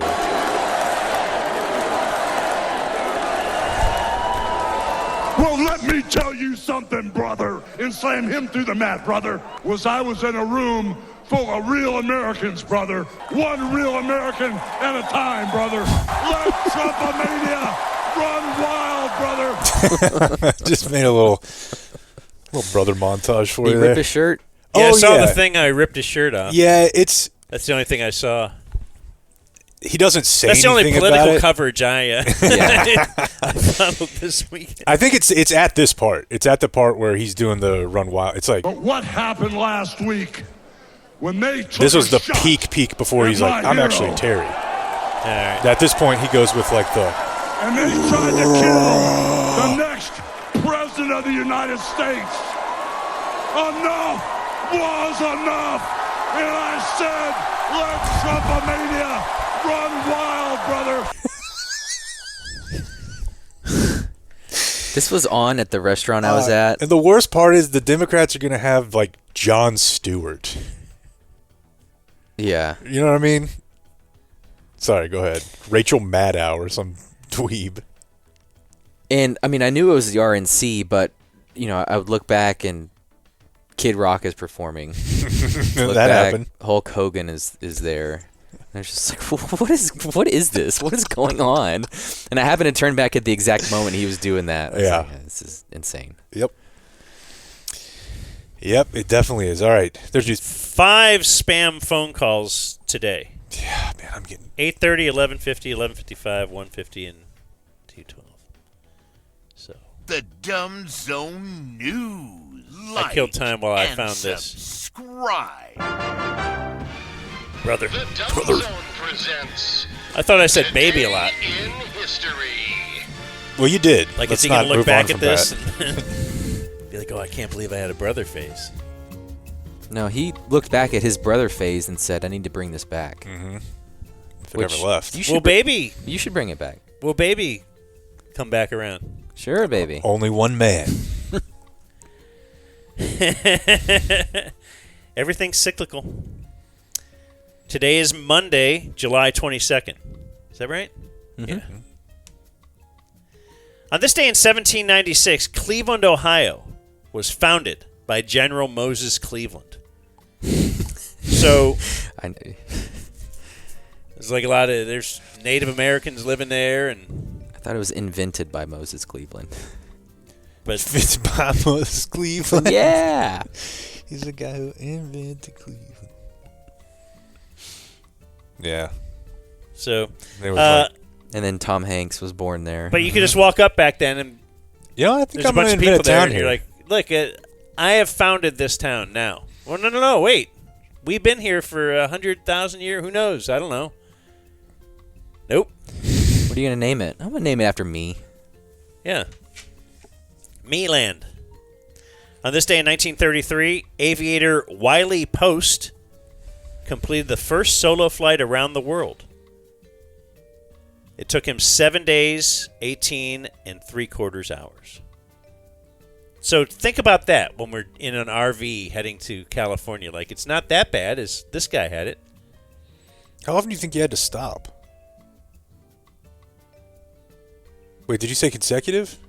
I'm just thinking of fueling. It just says first solo flight. Yeah. And it took 7 days. I guess you just don't stop. I just would No, not have thought a plane of like you have to stop pretty often. But then You can't not stop for 7 days. Well, that's what I'm thinking. That was dumb. But what I'm saying, though, is I wonder how many times, like, was he just kind of chipping away at it a little bit each day and then taking his time by the pool? Yeah, it stopped in at a Best Western. That doesn't seem like it works to me. Maybe he had some listeners along the way, like we do. Mm-hmm. No, I was not proposing mid-air refueling 100 years ago. Where are we? On this day in 1957, Walter Morrison applied for a patent for a flying toy, which would become known as the Frisbee. 1957. The Frisbee was invented. And then they looked over at the Native Americans, and they were like, we've been been throwing this thing right. 200 years. Native Americans played Frisbee golf. On this day in 1991, police in Milwaukee arrested Jeffrey Dahmer, who would confess to murdering 17 men and boys. Another thing, the man has it tougher in life than the female. Yep. On this day in 1992, Colombian drug lord Pablo Escobar escaped from his luxury prison near Medellin. That wasn't the one where he was in the laundry basket, was it? Possibly. He had one, too, where they just, like, built a tunnel. They left him a motorcycle. Was that a good show? I liked it, but I didn't stick with it. I watched the first 2 seasons. Me too. But then I think they kind of changed it a little bit in the 3rd season to be El Chapo, maybe? It's a great book about, is it called Killing Pablo? Yeah. Yeah. The one where he's on the roof? Yeah. Yeah. And on this day in 2019, Old Town Road remained at the top of the Billboard Hot 100 chart for a 16th week, which tied the record, which was set by Mariah Carey and Luis Fonsi. Hey. Yeah, definitely a classic song of the summer. Who's Fonzie? That show. Yep. Watched a little Grease last night. Channel surfing. Oh, yeah? Yep. You just have to stop on it, don't you? So kind of, yeah. He says, WNBA, no. Red Sox, Dodgers, no. I'm just saying earlier you Grease? were talking about the types of people who like, what was it, the WNBA and what was the second thing? That there's a lot of crossover. Yeah. It doesn't matter. The point is there's a lot of crossover there with Grease too, bub. My takeaway from the one segment that I watched, Danny Zuko is trying to play sports to impress Sandy. Yeah. He's never played baseball before. Walks up with a bat. The first time he swings, he laces one out to right field, but it was foul. And he said, nah, no more baseball because you flipped the umpire's face mask. If that was his first swing, he could have been the greatest baseball player ever. He did rope one. A little work in the cages, and all of a sudden he's in the Hall of Fame. Yeah. Yeah, he didn't know how to do anything. Missed opportunity. Didn't know which way to run. Birthdays today. Ezekiel Elliott. He's going to be younger than I think. 29. I swear to you, I was going to say 29. A lot of tread left on those tires then. I can't believe he's back. Yeah, you can. It all makes so much sense. He's back. Dude. Get him on the RV. It's going to be 2nd and 2. He's going to run for 4 yards, and he's going to do the feed me. Did you guys say he's getting the first carry of the season? Yes. I did, yeah. Like first play of the whole season? Yes, of course. The crowd. Will he be center? Well, they'll be in Cleveland. 2 consecutive plays? What if that where he's becomes the center? like the new Landry shift? when they have a victory locked up, he snaps it to Dak and he just kneels the ball and they go to the handshakes. So it's going to be Zeke and Rico Dowdle? Yeah, they signed someone else, remember? Ronald Jones? Who's the scouts? Deuce Vaughn? Yeah. Did they sign it? I don't like any of those. Well, don't worry, because they're going to sling it around. Former Cowboy Sean Lee is 38. Who am I thinking of, Blake? Nickname? What was it? Snake Lee. Snake. Oh, okay. Keyshawn Johnson, former Cowboy, is 52. Yeah. Yeah. Recently heard a lot from him on that interview with Malik Hooker, right? Former star Sergei Zubov is 54. My favorite non-Mike Modano Dallas Star of the Cup team. Because of your interactions with him? Yeah, I liked him. And actually, I liked it before that. I just thought he was awesome. Okay. He could play 1,000,000 minutes. They said he was stronger than anyone on the ice. Never worked out. Smoked a cigarette in every break. Every period break, whatever. He was just awesome. Yeah, they signed Ronald Jones last year, and then I knew he didn't play, but I didn't know they had already cut him before the season even started. Oh, that was last year? Yeah. Jason Robertson is 25. So who's the guy this year? They don't have one. Tim Brown is 58. Very nice in my interactions with him. Oddly enough, never a Cowboy. I always felt like he'd be a Cowboy at some point. Today's War Games winner with 56.4, Dave Steeb is 67. Never heard of him? No. Big Blue Jays pitcher. Mike Sweeney is 51. So once when we had Gabe Kapler on the weekly show, apparently he was friends with Mike Sweeney. Or maybe he had a bit going with one of his other teammates, like Frank Catalanato or somebody.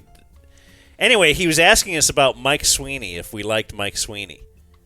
He'd be like, yeah, I don't know. And he'd laugh. And he'd be like, do you think Mike Sweeney's kind of big? Like, I don't know. What are you saying here? Definite baseball locker room humor. It's because Mike's weenie. Dang, I wasn't putting that together. He did it to us for like 5 minutes. And we're like, what? I don't know. Yeah, Mike Sweeney. Yeah, he's good. You think Mike Sweeney looks good? Yeah. Gay. Okay. And he's the assistant GM of the Marlins now? What's he got going on? You ever see the veins bulging out of Mike Sweeney? I don't think he did that. Actor Terrence Stamp is 86. He is Zod, who you must kneel before. Kay Bailey Hutchinson is 81. Danny Glover is 78. How old was he in Lethal Weapon? He must have been like 30. He was retiring. Yeah, he's so old. Yeah, he was like late 30s. S.E. Hinton is 76. The author. David Spade is 60. So in Angels in the Outfield, like, I swear he was playing like a 50-year-old, Yeah. but he was in his 30s. The grizzled manager. Yeah. And Selena Gomez is 32. I think she's from here. So hot. She is. Born in Grand Prairie. Born on this day now dead, Emma Lazarus. Who's that, Blake? I don't know. First, I'll tell you she's a famous poet. She has a famous poem. All right. In a very important spot in the United States. What does that mean? Her poem is on the base of the Statue of Liberty. Oh.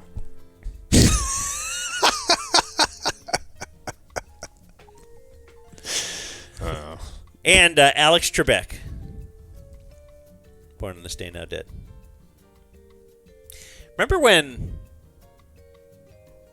Aaron Rodgers was like almost going to take that job? Absolutely insane. And now, how many millions of miles away is he from that? Like, he'd never get that job now. Yeah, just now based on who he is. Now he's RFK's VP. Yeah. Ugh. Dead on this day, still dead in 1633.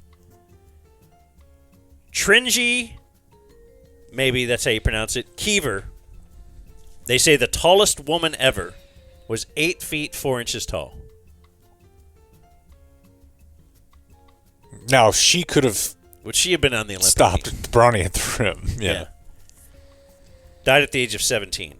Uh-huh. So maybe that disease where you your pituitary gland doesn't have any cork on it, right? Yeah, I mean, Just but keeps didn't growing. the guy who was like one of the tallest ever, didn't he? He made it much later than that, right? I think later than 17, but I don't know that he was that old. You don't want to be too tall or too short.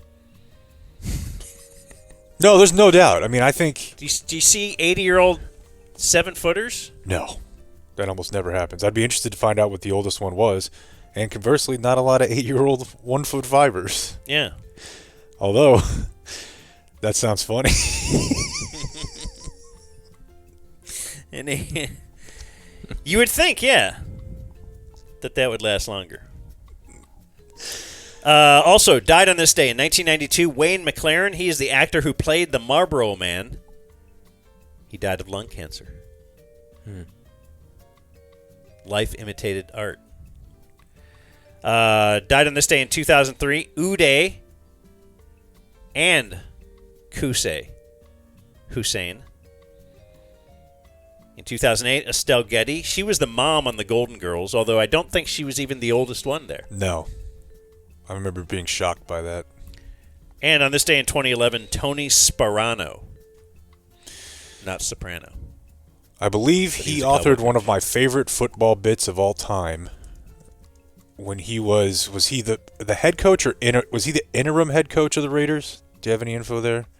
Of course it autocorrects to Tony Soprano. That's got to suck. That sounds right. So when he was there, all-time great coach bit. I remember this being filmed.